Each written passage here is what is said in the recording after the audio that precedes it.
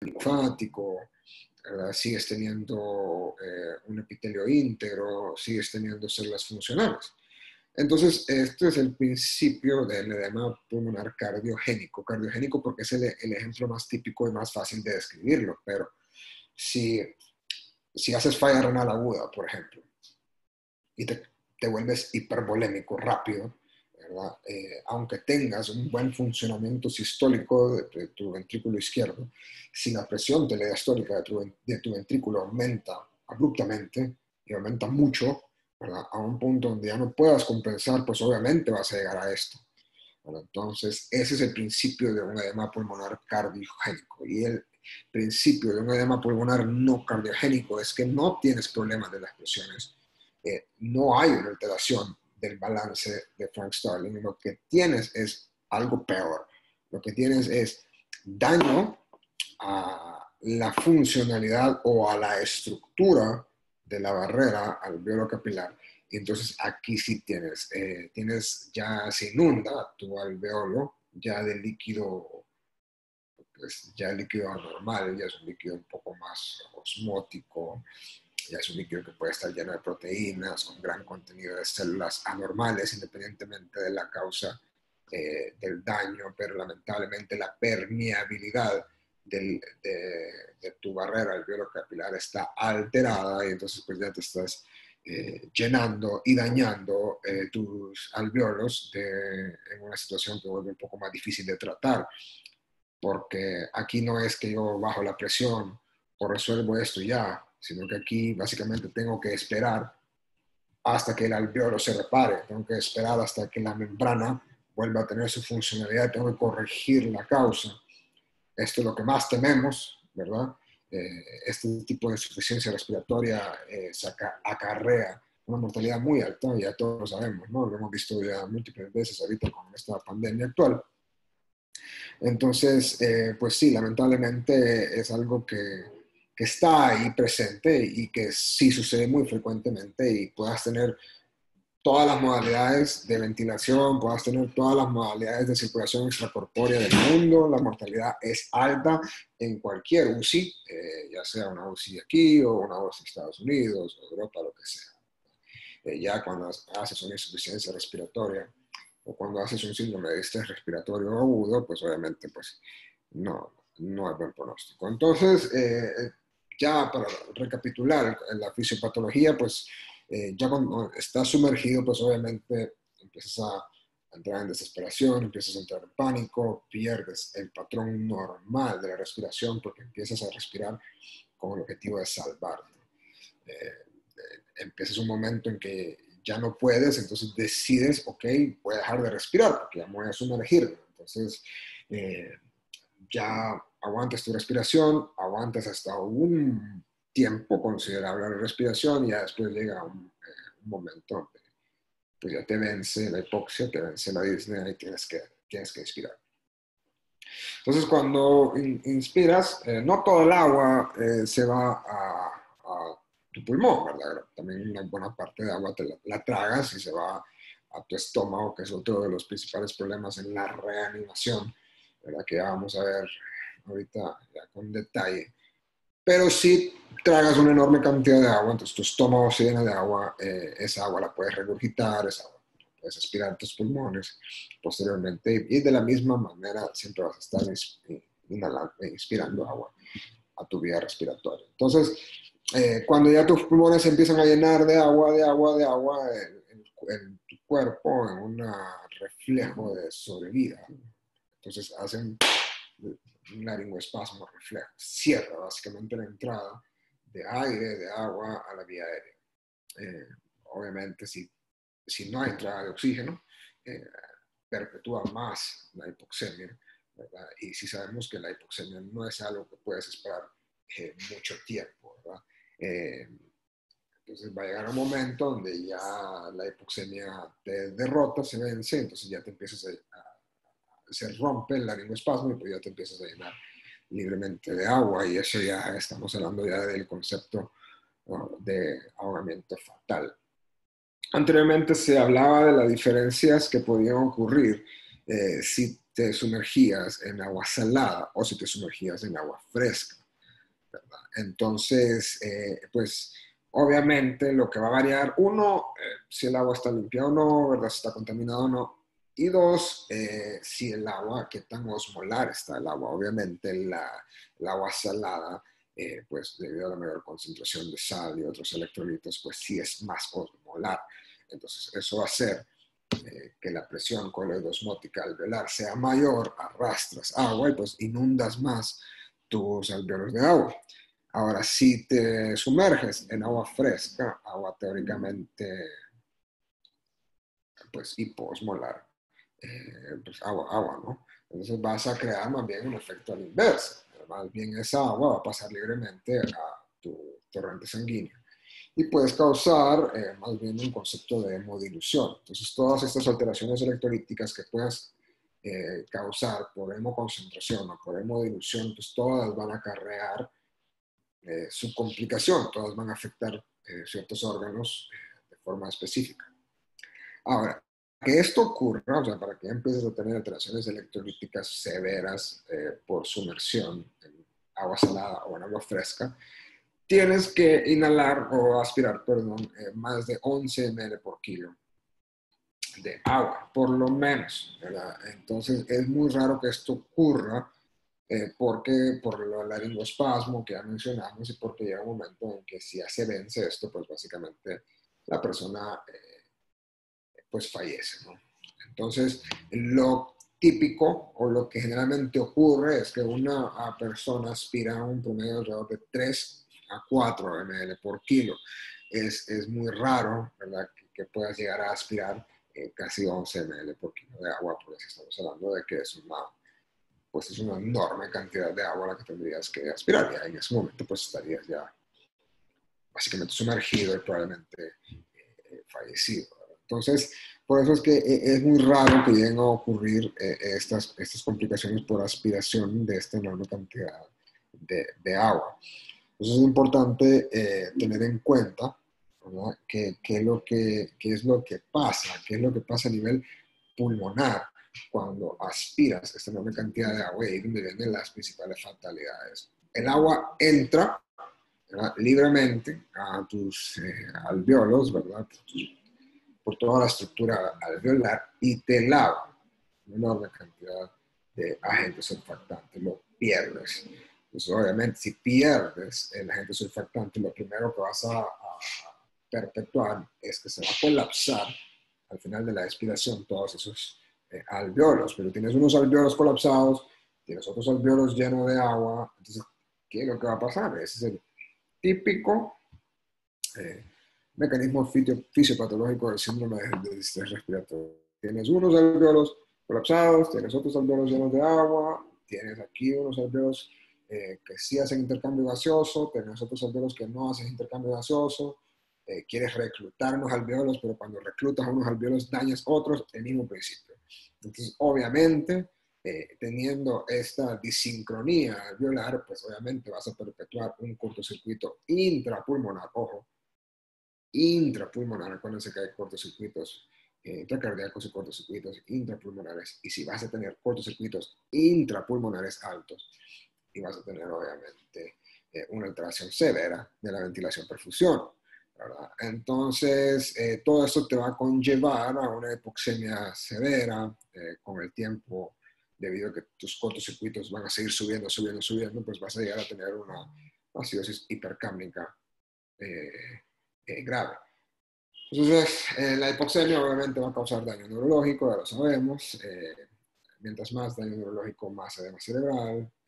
Y también por los conceptos que si llegas a tener o no llegas a tener hemodilución, pues obviamente todo esto te va a perpetuar un aumento de la presión intracraneal, ¿verdad? Esto es algo que acarrea un montón de complicaciones. La hipoxia daña el corazón de una forma similar. Acuérdense que son órganos muy sensibles a cambios en las concentraciones de oxígeno. Obviamente las arritmias es una de las principales causas de muerte. Y también, pues, tu riñón, llega un momento en que tus riñones pues, deciden detenerse ¿verdad? Cuando ya la hipoxemia es tan severa, pues ya también hay isquemia, y si llega a haber necrosis, pues ya puedes tener una pérdida absoluta de la función renal. Pues estamos hablando de que pues, daño neurológico, daño cardíaco, daño renal, básicamente estamos hablando de casos similar a un estado post-paro, ¿verdad? Si lo quieres ver desde esta perspectiva. Entonces, muy importante, obviamente, si la persona es rescatada con tiempo, obviamente su pronóstico va a ser mejor, ¿verdad? Si la persona, pues, sufre todo el agravamiento que casi fatal, su pronóstico es muy malo, ¿verdad? Y más en nuestro país donde no hay, bueno, generalmente no hay una intervención prehospitalaria efectiva, ¿verdad? Aquí sí, probablemente de los pocos escenarios en medicina donde todavía se acepta la reanimación ABC, no CAB. Entonces aquí sí la importancia de garantizar una permeabilidad de la vía aérea y garantizar una oxigenación adecuada. Entonces las recomendaciones que sí se han dado es empezar con respiraciones. Hay algoritmos donde se sugiere empezar con 5 respiraciones, luego 30 compresiones, luego 2 respiraciones y 30 compresiones, y así sucesivamente. Pero sí enfatizarse en que sí, primero es vía aérea, breathing, y luego ya lo cardiovascular. Sí, entonces sí, en este escenario sí todavía se acepta esto porque sí se ha correlacionado con mayor sobrevida ya cuando llega al hospital. Control temprano de temperatura es importantísimo, ¿verdad?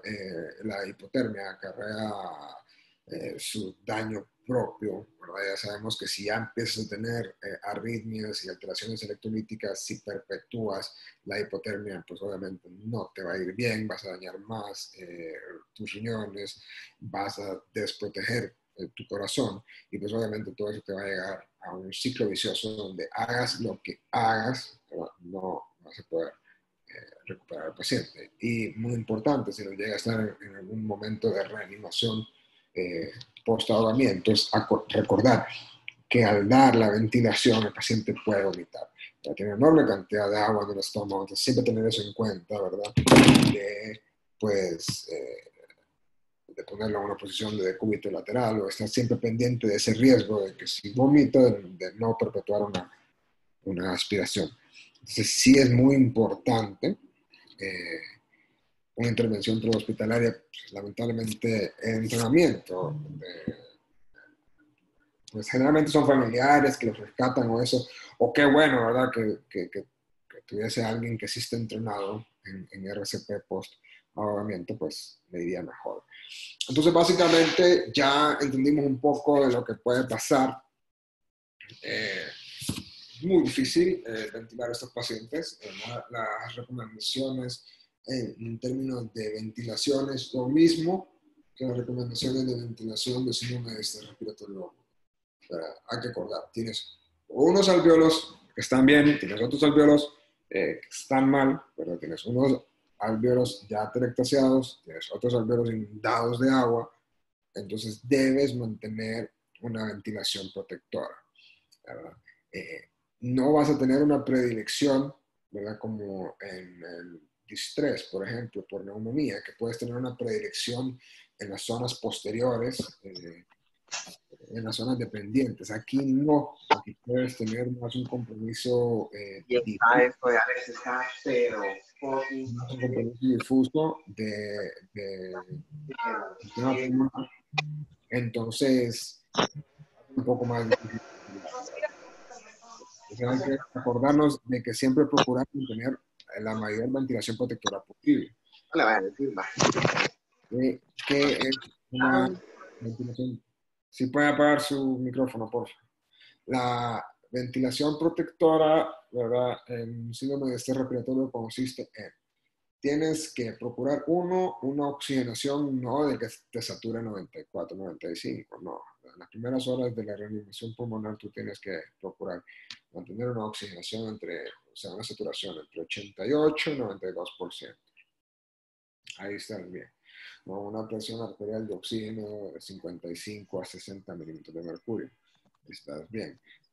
Al principio no deberías tener problemas con acidosis respiratoria. Si empiezas a tener problemas con acidosis respiratoria desde el primer día de la ventilación, puede estar ocurriendo varias cosas. O no estás recuperando la cantidad de alveolos que tienes que recuperar, que puede ser algo que esté ocurriendo, o simple y sencillamente ya estábamos en un proceso muy avanzado, daño alveolar difuso, probablemente irreversible, ¿verdad?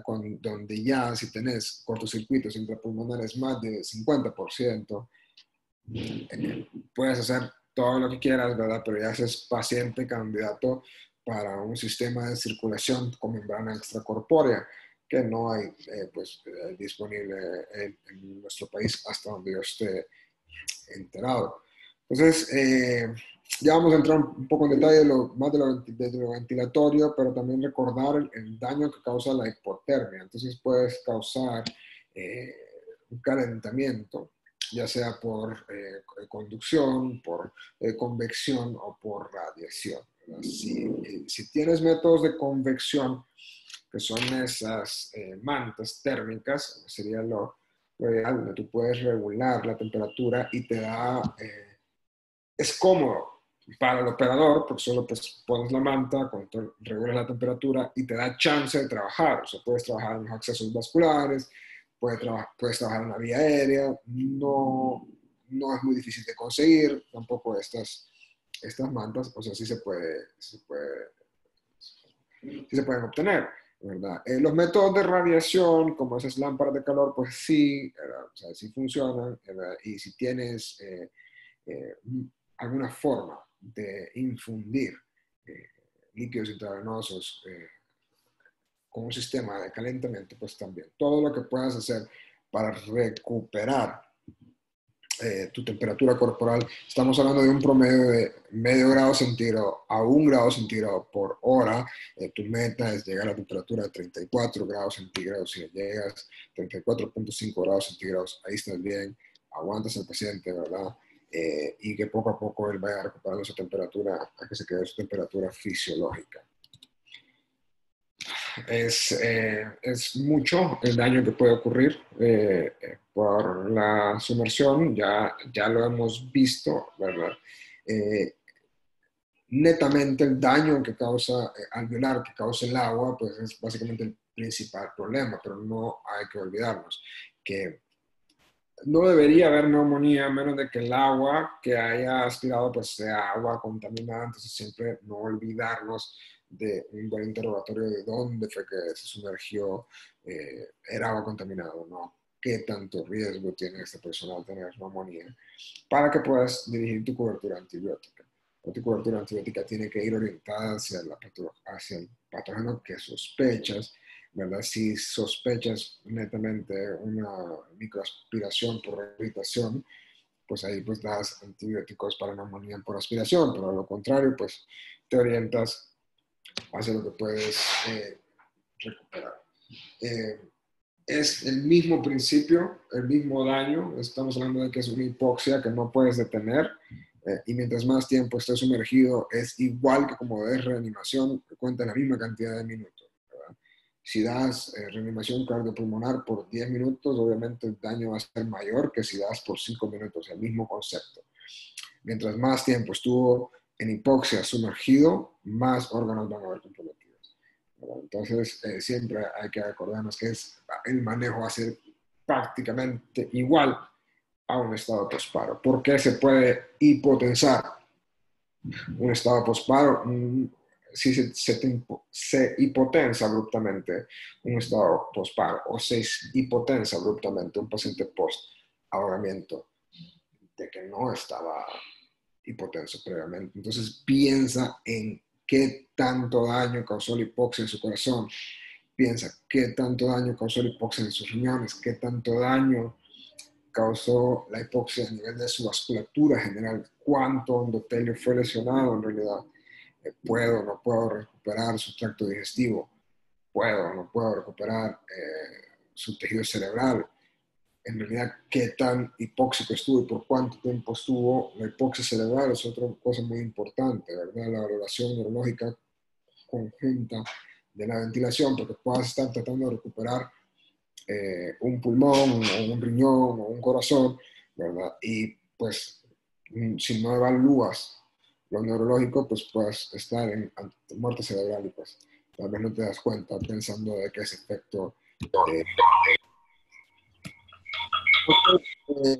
pues sí hay diferentes grados eh, que sí se han definido. Les recomiendo mucho revisar este artículo de New England, este artículo de Drowning, ¿verdad? Que es 2012. También un artículo típico donde sí aborda las principales presentaciones que pueden tener estos pacientes. Esto es muy importante, ¿verdad? Si el paciente ha estado más tiempo sumergido, pues obviamente no va a tener respuesta neurológica, es un paciente que sí va a necesitar proteger la vía aérea, si es un paciente que va a necesitar ventilaciones, y pues si es un paciente que lo más probable es que si sale sin paro, por así decirlo, o sea, si tiene pulso, pues se cataloga este paciente como un grado 5. Este es un porcentaje de sobrevida entre el 56 a un 69% en una unidad de cuidados intensivos y donde tengas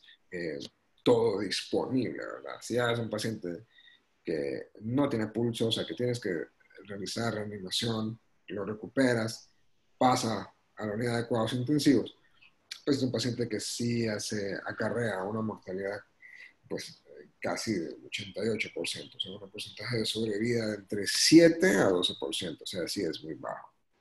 Pero son pacientes donde, bueno, básicamente lo tiene. El paciente que responde tiene estímulo neurológico, tiene respuesta, la auscultas a nivel pulmonar, lo auscultas normal. Paciente que pueda tener tos o sin tos, pacientes tranquilos relativamente. Entonces, estás viendo de que, pues sí lo puedes ingresar para vigilancia, ¿verdad? Y pues la probabilidad de que de sobrevida es casi de 100%. Ahora, si lo auscultas, este paciente, y está anormal, ¿verdad? Y pues lo auscultas lleno, todos los campos pulmonares llenos, y lo auscultas normotenso, estamos hablando de que este paciente se cataloga como un grado 3. Si el paciente pues se mantiene con oxígeno convencional o con oxígeno de alto flujo y no requiere ventilación mecánica, pues es un paciente de que probablemente conlleve una sobrevida alrededor del 95-96%. Ahora, si ya el paciente se hipotensa, o sea, si ya la hipoxia ya comprometió su estado hemodinámico, ese es un paciente donde ya es otro sistema afectado, no solo el respiratorio, sino que ya es compromiso neurológico probablemente más adelante, a compromiso hemodinámico, probablemente compromiso renal. Entonces ya estamos hablando de una disfunción ya multiorgánica de que obviamente la mortalidad de ese paciente va a ser mayor. Muy importante recordar la rapidez con que puede progresar el daño radiológico a un paciente con síndrome de Stern. Independiente de la causa, puedes empezar así, ¿verdad? A ventilar y ya pues posteriormente, en cuestión de horas, si no se están logrando las metas ventilatorias, pues puedes estar así, ¿verdad? Ese es uno de los puntos diagnósticos de síndrome de este respiratorio, la rapidez con la que se desarrolla este compromiso alveolar. Entonces, pues tu cobertura antibiótica, pues obviamente tiene que ir orientado hacia qué es lo que sospechas. Eso pues básicamente depende de tu interrogatorio y depende de qué tan minucioso seas en saber qué tipo de patógenos puedes esperar entre agua fresca o agua salada, ¿verdad? Vemos que en agua fresca, pues las especies de agromonas puede ser una predominancia. Eh, Tiene que ser el mismo manejo ventilatorio para síndrome de estrés respiratorio, oxigenación, saturación 88 a 92%, donde tengas una presión meseta de 30 centímetros de agua o menos, con ventilación de volumen por kilo, pero estamos hablando de volumen por kilo de peso predicho, para eso necesitas medir la talla del paciente, ¿verdad? Entonces ahí procuras ventilar a 6 mililitros por kilo de peso predicho. Pero esto no es que está escrito en piedra. El hecho de que tú tienes que ventilar a 6 mililitros por kilo es porque estadísticamente se ha correlacionado con una presión meseta protectora. si con 6 mililitros por kilo no rompes ningún parámetro protector, puedes fácilmente ventilar a 7 mililitros por kilo siempre y cuando tú puedas hacer mediciones de la mecánica respiratoria que te garantice que tu paciente se mantiene con presiones meseta abajo de 30 centímetros de agua, ¿verdad? No olvidar siempre hacer los cultivos. Muy debatible el tema de los glucocorticoides en distrés.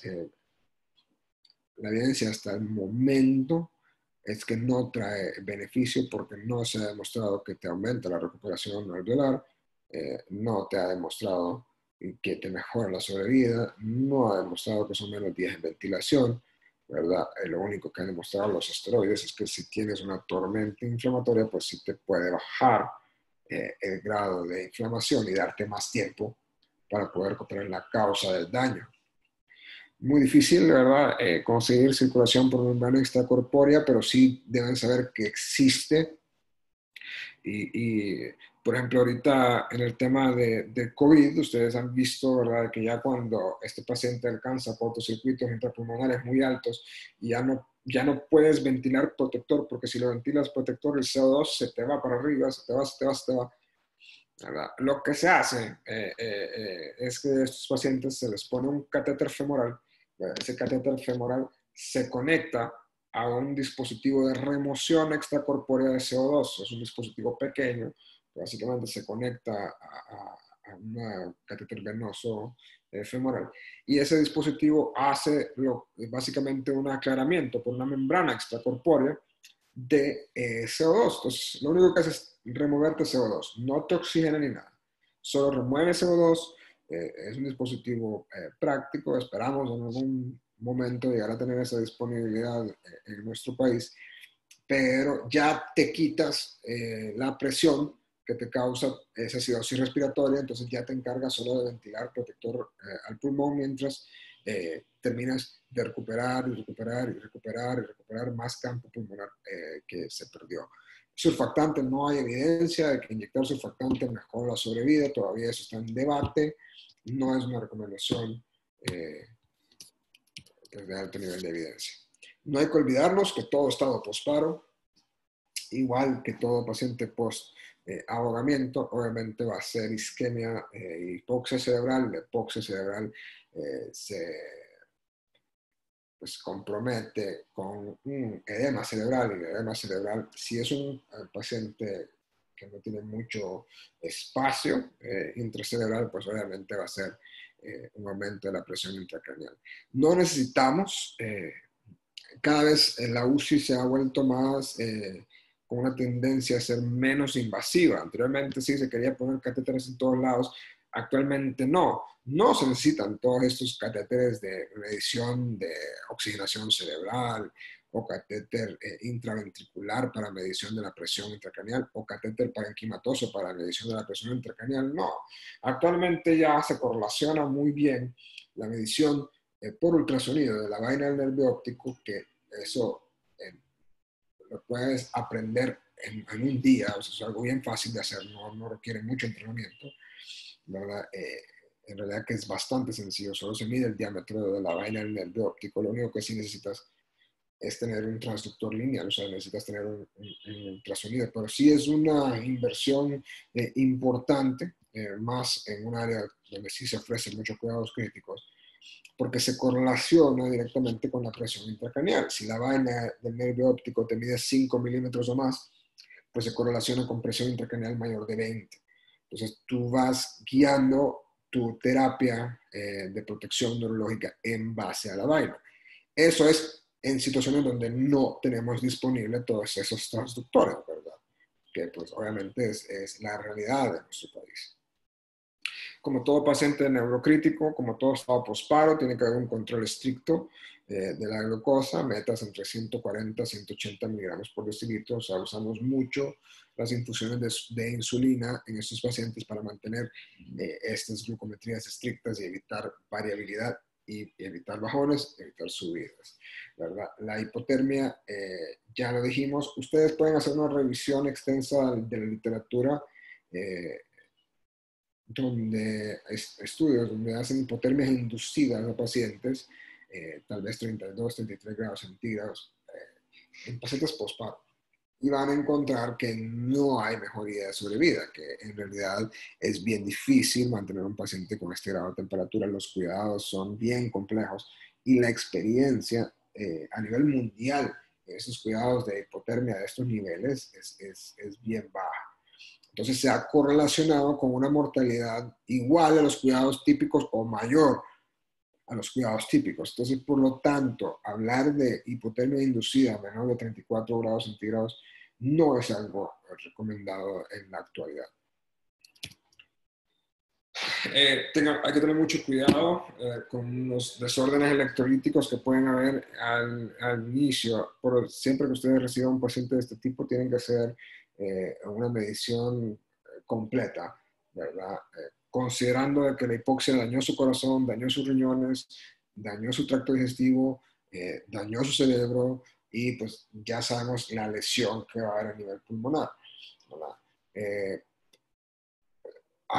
Se me ha preguntado mucho previamente si se debe o no hacer maniobras de reclutamiento en estos pacientes. Pueden ustedes revisar la literatura y van a encontrar que en ninguna etiología de síndrome de estrés respiratorio el hacer maniobras de reclutamiento mejoró la sobrevida o disminuyó el tiempo en ventilación mecánica. Lo que sí obtienes es que te mejora transitoriamente la oxigenación, pero dañas, o sea, recuperas unos alvéolos, pero con el uso de esas maniobras de reclutamiento dañas otros alvéolos y entonces al final vas a tener un estado contraproducente, ¿verdad? Porque no te estás fijando el grado de biotrauma que estás causando con esas maniobras de reclutamiento. Es básicamente lo mismo, ¿verdad? Repetir lo mismo.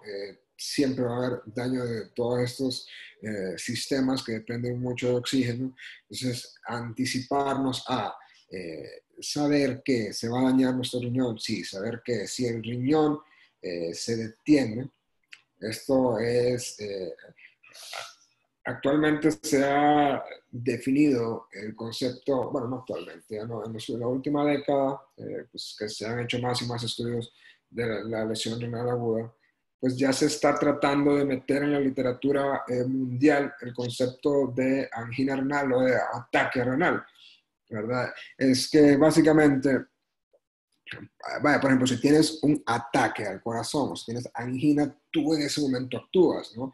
En ese momento detectas el riesgo de esa persona que tiene de sufrir una isquemia ya permanente de su corazón, un infarto, y eso es lo que no quieres llegar. Entonces, ese es el principio de la angina renal o del ataque renal, que el momento en que tú detectes que esa persona tuvo angina renal, o sea, cualquier episodio de hipoxia te va a causar obviamente angina renal, ya tú actúas para proteger al riñón. ¿Y cómo proteges? Evitas a toda costa nefrotóxicos. Es una ruleta rusa, es como una ruleta rusa, perdón. No sabes qué va a dañar el riñón, no sabes en qué momento lo vas a dañar, pero lo que tienes que hacer es evitar daño, ¿verdad? Siempre tienes que hacer una evaluación adecuada de la volemia. No puedes tener un paciente hipervolémico. Los balances positivos en un paciente que no tiene estabilidad hemodinámica es dañino y se correlaciona con mayor mortalidad, mayor días de ventilación mecánica, más desastre, ¿verdad? Entonces, siempre hay que tener en cuenta que todos estos sistemas van a sufrir. Mientras más tiempo estuvo en hipoxia, obviamente peor pronóstico, y siempre ten en cuenta un algoritmo de manejo de un paciente en estado postparo, porque así es como lo tienes que manejar. Básicamente eso es lo que vas a llegar, ¿no? No sé si hay alguna pregunta así concreta acerca de ventilación o algo que haya quedado dudas. En realidad que es algo bien complejo de explicar así sin tener un ventilador, porque sí sería ideal de saber cómo se comporta la mecánica respiratoria de estos pacientes, y de saber que ya una vez entendemos cómo van a empezar a oxigenar y cómo se van a empezar a comportar, vamos modificando gradualmente las estrategias ventilatorias, ¿verdad? Entonces, pues no sé si hay alguna duda al respecto.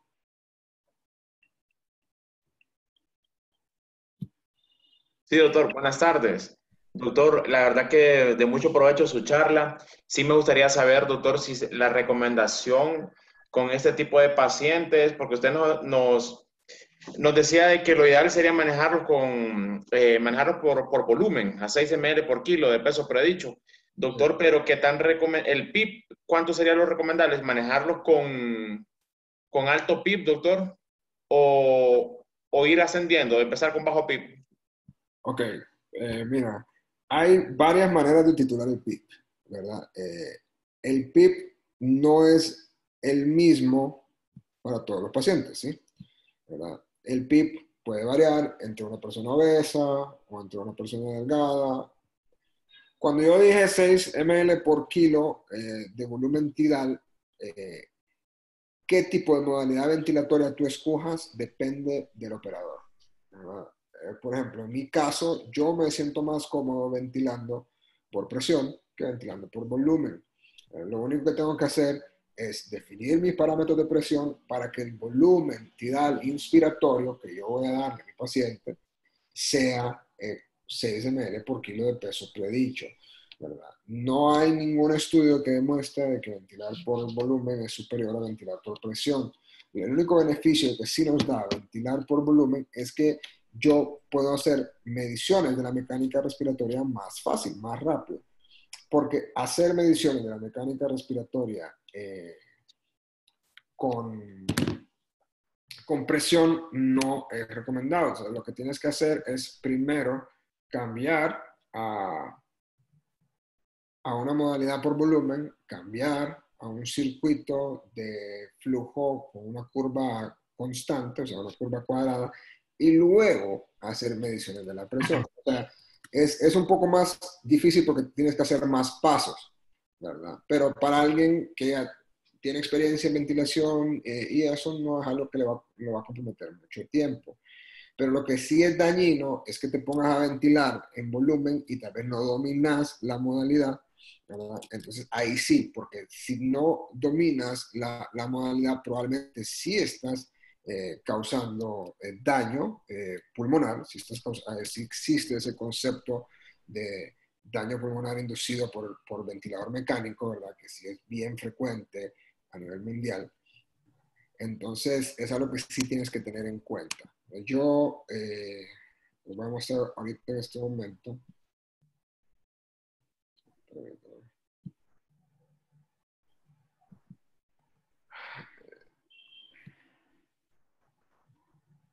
Yo recomiendo mucho, ¿verdad? Y la literatura mundial sigue siendo, en los años 2000 se hicieron muchos estudios, que son los estudios del ARDS Network, ¿verdad? Estos investigadores básicamente dieron esta recomendación en base a muchos pacientes que ellos ventilaron con síndrome de estrés respiratorio, en base a diferentes PIPs, en base a diferentes volúmenes que utilizaron, y ellos crearon estas tablas.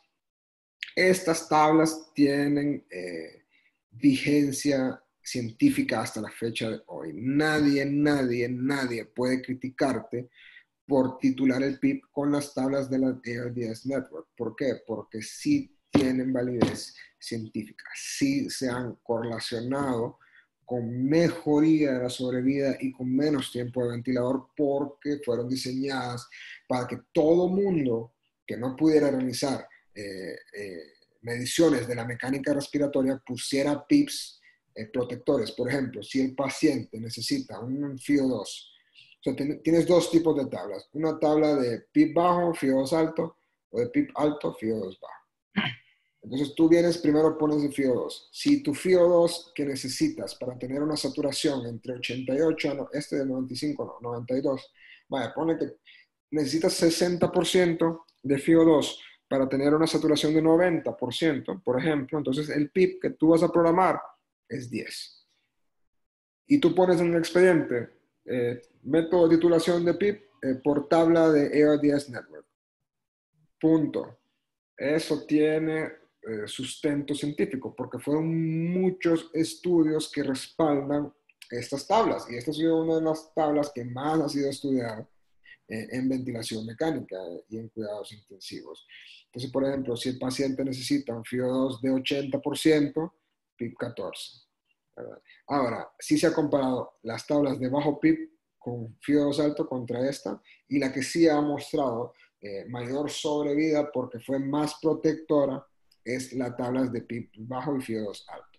Entonces, si te llegas a encontrar en una situación donde no sabes cuánto PIP usar, porque no le puedes medir la compliance a tu paciente, ¿verdad?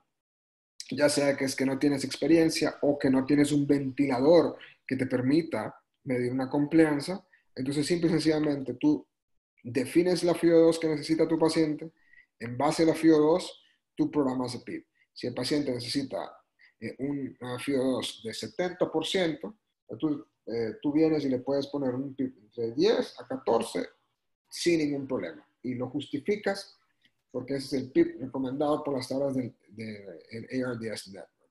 Es una forma fácil de titular el PIP, es una forma segura de titular el PIP, es una forma sencilla de titular el PIP, ¿verdad? Pero, ojo, eso sí, tienes que estar claro, de que estás ante un síndrome de estrés respiratorio agudo, independientemente de la etiología.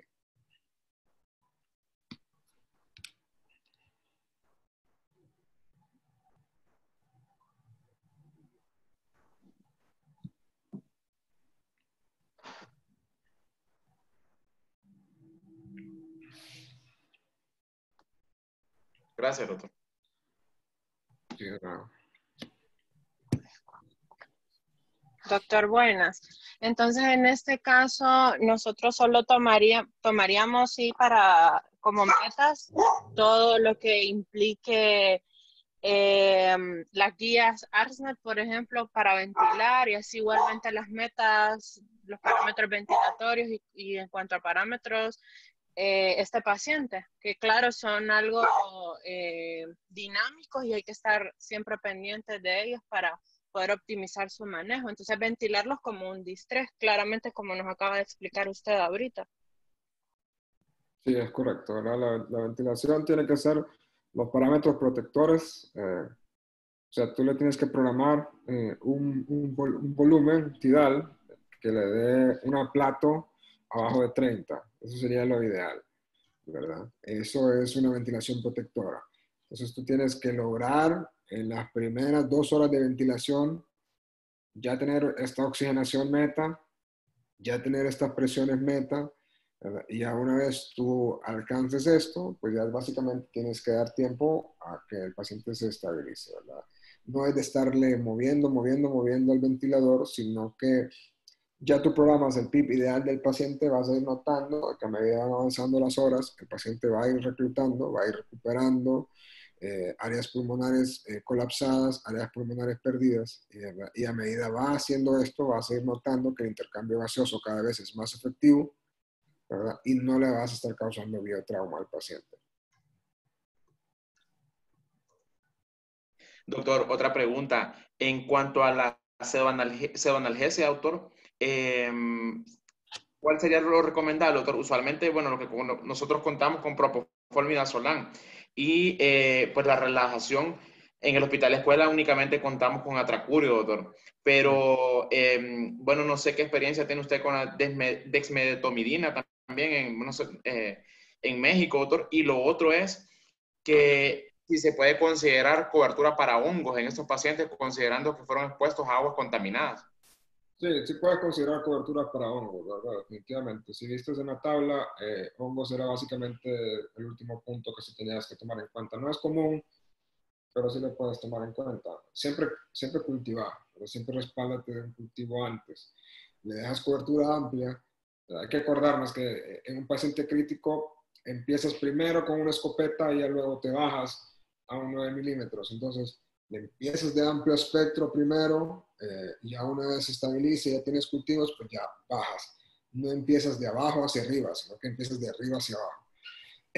Ok, con respecto a la sedonalgesia, tu meta de sedación en este paciente tiene que ser una sedación profunda, ¿verdad? No sé qué escala de sedación están usando actualmente. Yo les recomiendo la escala de RAS porque es una escala bien fácil de recordar y es una escala que te permite orientarte más fácil en tu profundidad de sedación. Por ejemplo, en una escala de RAS se sugiere que tengas que procurar una sedación de -4 a -5. Que eso de Ramsay es casi un 5 o 6, ¿verdad? Pero para lograr eso tienes que estar muy claro de qué vas a usar. El tema de la sedación no es que yo te pueda decir, a todo paciente ponle midazolam fenta, porque no es así. Dexmedetomidina es un tipo de sedación consciente. Es muy difícil que puedas ventilar a un paciente con síndrome de estrés respiratorio agudo con Dexmed. Dexmed fue diseñado más para otro concepto, más para disminuir delirio o más para pacientes que ocupan ventilación invasiva de forma intermitente o alto flujo prolongado, pacientes que están con disnea así de forma constante. Entonces ahí sí puedes usar Dexmed. Dexmed le va a dar un grado de sedación tranquilo, RAS, -1, 0, ¿verdad? Y consciente. Y aparte tiene el efecto agregado de que también da un efecto analgésico leve. Pero Dexmed no es una sedación sugerida para un paciente con síndrome de estrés respiratorio agudo porque vas a ver que el grado de asincronía que vas a tener en un paciente mal sedado es muy alto. ¿Verdad? Tú debes procurar que este paciente, por lo menos en las primeras 48 horas, puedas tenerlo sincrónico con el ventilador. ¿Qué quiere decir sincrónico? Que lo que tú le programes al ventilador, eso es lo que se va a mostrar. ¿Verdad? No que el paciente pueda estar peleando con el ventilador y haciendo una lucha de cómo él quiere respirar y cómo tú lo estás programando. Entonces, para lograr eso, sí ocupas un grado de sedación profunda. Acuérdate de que el MIDA no te va a causar tanta inestabilidad hemodinámica como el Propofol. Por ejemplo, el Propofol sí te puede causar un estado de choque fuerte si lo usas mal o si usas una dosis muy alta. El MIDA no, pero el MIDA, el paciente se te va a despertar con delirio, muy probablemente el paciente, si tiene falla renal, va a tardar en despertar, que el Propofol no tiene eso. Entonces todo es personalizar, saber si tienes etomidato, pues qué bien, ¿verdad? Pero todo es saber qué sedación usar en base al paciente, ¿verdad? No voy a venir a ponerle yo Propofol en infusión a alguien que está con estabilidad hemodinámica que no logró recuperarlo, por ejemplo.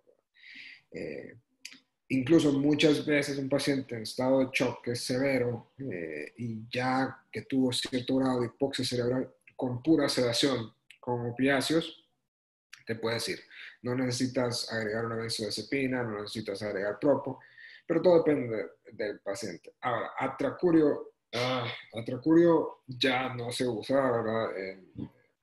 Bueno, sí se usa, yo sé que se usa, pero no es una recomendación.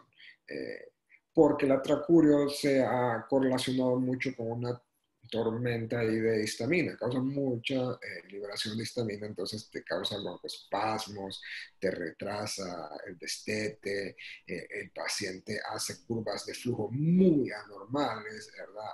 Se ha correlacionado con mayor miopatía que los otros relajantes. Lo recomendado, y ustedes van a ver que casi todos los estudios en síndrome de estrés respiratorio son hechos con cisatracurio, que es el que sí tiene evidencia y que sí hay disponible en Honduras. El nombre comercial es Nimbex, ¿verdad? Sí está disponible, ¿verdad? Ese sí tiene evidencia porque ese sí se ha estudiado mucho, ¿verdad? Y sí se ha correlacionado con mejor sobrevida y menos tiempo en ventilador porque sí se correlaciona con menos asincronía. Entonces, el cisatracurio sí se puede utilizar, lo puedes dejar fácilmente en infusión, a 1 o 2 microgramos por kilo minuto, no tiene que ser una dosis muy alta, te deja ventilar a tu paciente tranquilo, lo tienes por 48 horas. Acuérdate que la única evidencia para usar relajación neuromuscular es un síndrome de estrés respiratorio agudo severo, o sea, con índices de oxigenación abajo de 100, PAFIs abajo de 100, y que no lo puedas lograr sincrónico con la seda emergente convencional. Entonces, sí, si tienes cisatracurio sería lo ideal. Si no, pues, si no tienes atracurio, pues tienes que aprender a anticiparte a la tormenta de histamina que te puede ocurrir y a recordar que trata de no usar dosis altas de atracurio. Acuérdate de que sí te puede dar miopatía. Acuérdate de que de nada te sirve salvar al paciente si lo vas a despertar postrados y lo vas a despertar, que no se puede mover, o que después el problema neuromuscular no te va a permitir liberarlo del ventilador, ¿verdad? Nunca tienes que tomar una decisión así a lo loco, siempre recordarte cuál es tu meta. O sea, si yo decido usar ahorita MIDA es porque yo ya estoy pensando qué va a pasar 2 días después. No hago poner MIDA ahorita para terminar mi guardia, para que se duerma, ya. No, ¿qué pasa después? O sea, tengo que siempre anticiparme. De nada sirve que yo le meta 10 litros de cristaloides ahorita, que lo normotense, si de aquí a 48 horas el grado de hipercloremia que le causé lo va a llevar a estar en diálisis toda su vida. O sea, no, ¿me entiendes? Entonces, todas son decisiones que hay que tomar siempre en conjunto y con un fin.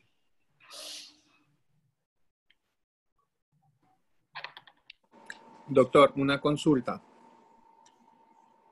Sí.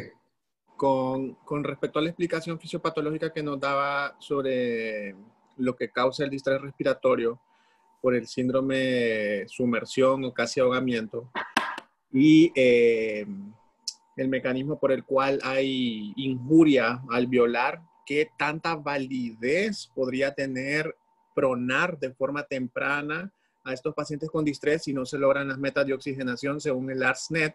Si se supone que la pronación es para mejorar la ventilación en esos alvéolos posteriores que no están afectados en un distrés, por ejemplo, por neumonía. Pero en este caso, ¿qué validez podría tener según lo que usted nos comentaba fisiopatológicamente? Es una muy buena pregunta. Hay que acordarnos de algo. El prono trae ciertos beneficios, ¿verdad? Uno de los beneficios que tiene el prono no es solo ¿cómo decirlo?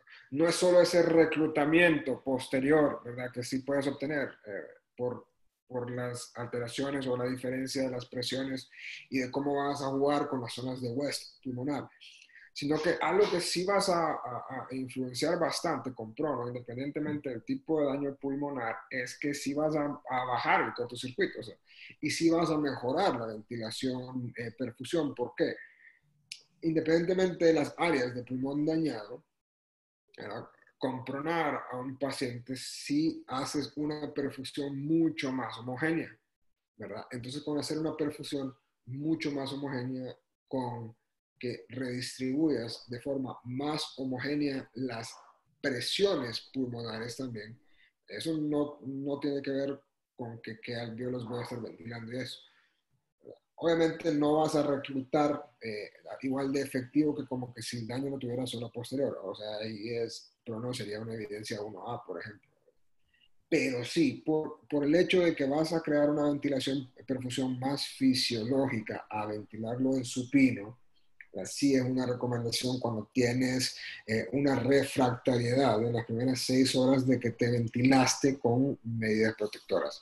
Si veniste y programaste un PIP que le daba la mejor complianza, ¿verdad? O decidiste titular un PIP por las tablas del ARDS Network, que lo mantenés con platos bien, que lo mantenés con presiones de conducción bien, que lo mantenés con oxigenación relativamente estable, pero ves que se te empieza a deteriorar, no logras las metas ventilatorias, después de 6 horas aproximadamente de que estés titulando PIPs y haciendo mediciones y que ves que ese paciente va evolucionando ese deterioro, entonces sí, ese paciente sí se beneficia de un ensayo en prono definitivamente, ¿verdad? Y es con el objetivo, y si tienes que documentar bien claro de que no es tanto una medida de reclutamiento, sino es tanto una medida para homogeneizar la ventilación, perfusión pulmonar y darme más tiempo de recuperar las áreas pulmonares dañadas. Entonces sí es una justificación para ventilación en prono, ¿verdad? Pues si tienen algún chance, les recomiendo revisar el estudio PROSIVA también de la New England Journal of Medicine, donde no todos los pacientes que incluyeron en ese estudio eran ARDS por neumonías. Habían otros que eran ARDS por quemaduras, por ejemplo, ARDS por pancreatitis, por ejemplo, donde hacen un daño más difuso y no tanto todo posterior. Entonces sí, el prono tiene muchos beneficios y dentro de sus beneficios más fuertes es eso, de que hace una ventilación perfusión más fisiológica Entonces, sí sería, sí tienes que considerar utilizar o siempre hacer un ensayo en prono.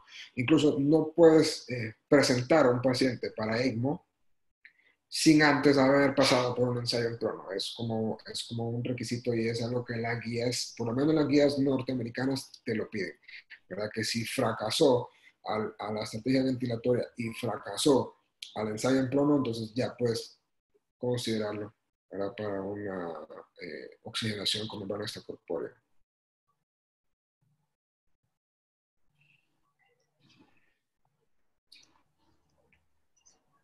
Hola, buenas tardes. Hola. Buenas. Sí, hola. Hola, buenas tardes, doctor Correa. Gracias por su presentación. Fíjese que tenía una pregunta en relación al proceso, el cuasi ahogamiento, ¿verdad? Tiene varias complicaciones. Dentro de las principales está el síndrome de dificultad respiratoria, que se presenta como un 40%. Tengo una pregunta en relación al proceso fisiopatológico que conlleva los cambios de presión, osmótica, ya hablando como tal.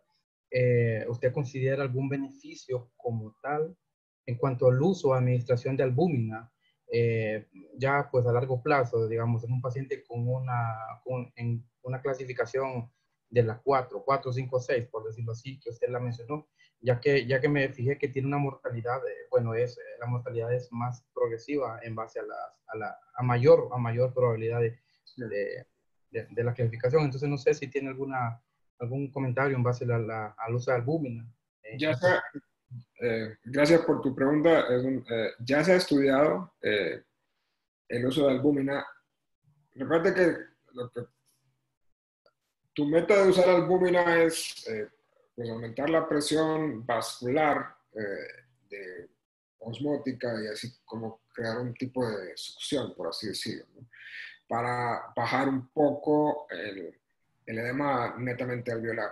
Pero recuérdate que el daño que vas a tener aquí es un daño a la membrana alveolocapilar. Entonces, no puedes, o sea, si usas albúmina, tal vez lo que puedes perpetuar es que tal vez pierdas más proteínas al alveolo. Si tienes una permeabilidad severamente afectada o si tienes un daño estructural de la membrana alveolo-capilar, ya perdiste una enorme cantidad de surfactante, probablemente vas a dañar tus neumocitos, entonces no vas a obtener un mayor reclutamiento alveolar con el uso de estas medidas coloidosmóticas vasculares.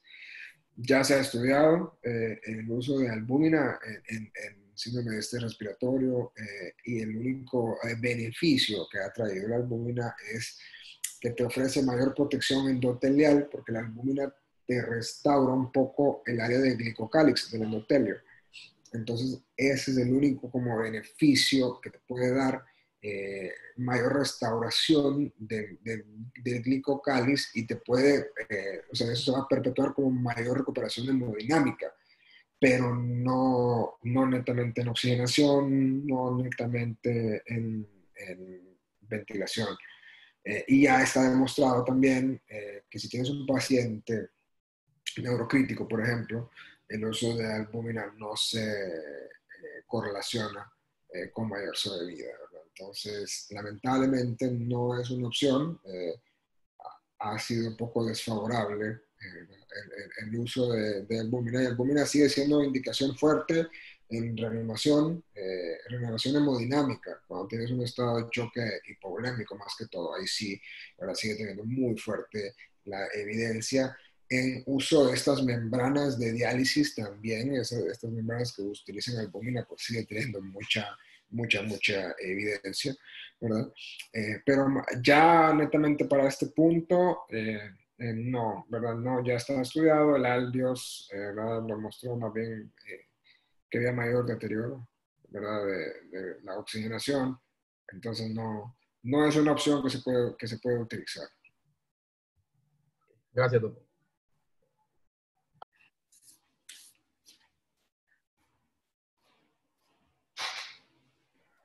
Doctor, buenas tardes. ¿La verdad? Buenas tardes. Sí, hola. Hola. Hola, doctor. Una pregunta en cuanto a, por ejemplo, usted estaba mencionando, depende también la evolución del paciente mucho en qué tipo de líquido estuvo inmerso, ¿verdad? Si podía ser agua fresca o agua salada, pero también imagino que también se considera el uso de antibióticos profilácticos en caso de pacientes que han sido inmersos en aguas quizás contaminadas, como de aguas erradas, aguas negras. En cuanto a eso, ¿qué recomendaciones se podría hacer? Sí, si te sumerges en un agua contaminada, definitivamente que tienes que dejar antibióticos de amplio espectro, ¿verdad? De entrada. Y como lo mencionamos, también está fundamentado la cobertura antimicótica, definitivo, ¿verdad? Pensar siempre en anaerobios como primera opción, ¿verdad? Pero sí tienes que ingresar a ese paciente, justificar tu cobertura antibiótica, documentar de que es un paciente que sí aspiró a una enorme cantidad de agua contaminada, que puede tener múltiples patógenos, ¿verdad? Y que también probablemente aspiró contenido gástrico. Entonces, ahí sí tienes justificado una cobertura antibiótica de amplio espectro, antimicóticos también.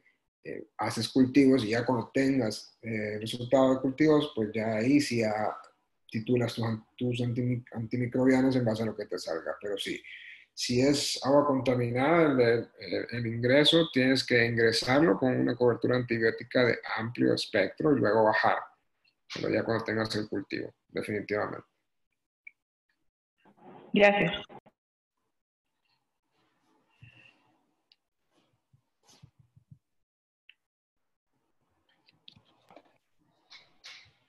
Doctor Corea, otra pregunta. Sí, En relación a lo que comentó la compañera ahorita en base a la cobertura, bueno, bueno, lo que se considera que son hongos y bacterias. ¿Usted considera, por ejemplo, comenzar con afotericina B o algún miconazol, por ejemplo, itraconazol? Bueno, la guía menciona que dentro de las principales hongos está la Pseudorascheria boyeri, pero no sé si tiene alguna experiencia usted utilizando estos mencionados antes. no, pues no me he ido así tanto, ¿verdad? No, tanto para usar Anfo B de entrada, pues no, en realidad que no lo recomendaría, ¿verdad? Pero uno, muy importante es saber lo local, ¿verdad? Que si en realidad tenemos algo que sí es resistente a los azoles, porque los azoles pues tienen buena penetración en tejido pulmonar, ¿verdad? Obviamente otra cosa que hay que tener en cuenta es que si vas a usar azoles, no es recomendado en un paciente en estado crítico empezar con dosis bajas, ¿verdad? Por ejemplo, o sea, es un paciente que donde si vas a empezar con una dosis pues considerable, ¿verdad? Estamos hablando de que tal vez la dosis de azol que vas a utilizar es fluco, ¿verdad? Entre de 600 a 800 miligramos IV al día, ¿verdad? Pero eso es en base a qué tan resistente puedes tener un hongo a todos estos antimicóticos que afectan la pared de peptidoglucano. Perdón, me parece, ustedes me entendieron, la pared del hongo, ¿verdad? No, tanto así como para irme a Anfo-B de entrada, recuérdate que tienes que tomar en cuenta la toxicidad que te puede causar el Anfo-B. Ya tienes un riñón que está débil, ya tienes un riñón que está hipóxico, ¿verdad?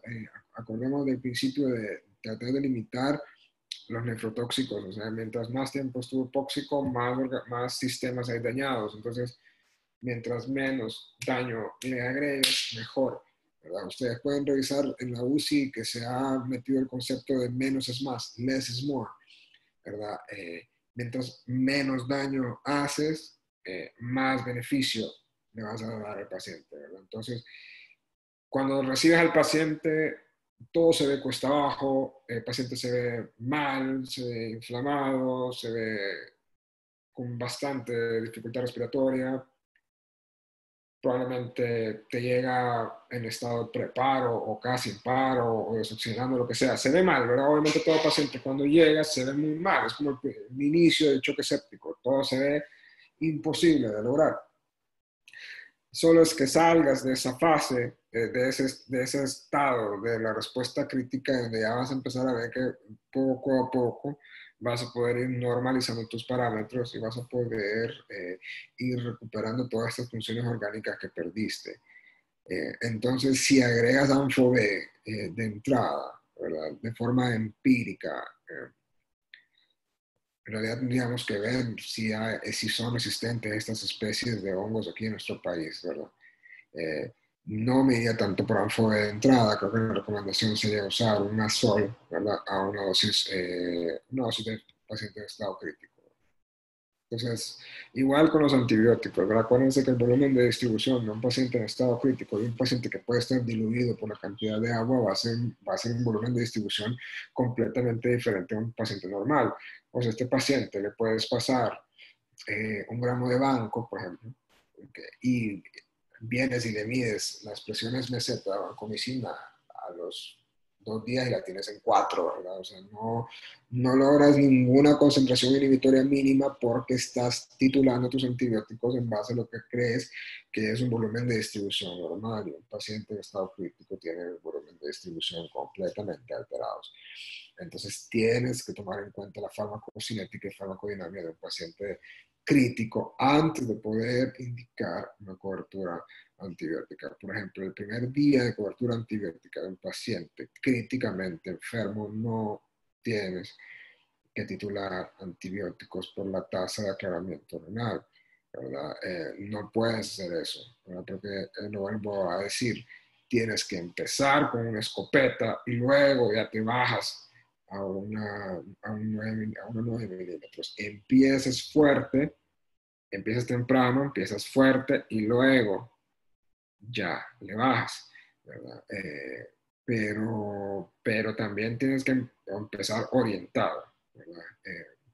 Habría que revisar la resistencia de nuestros hongos a los azoles y a ver si se justificaría utilizar ANFO de entrada.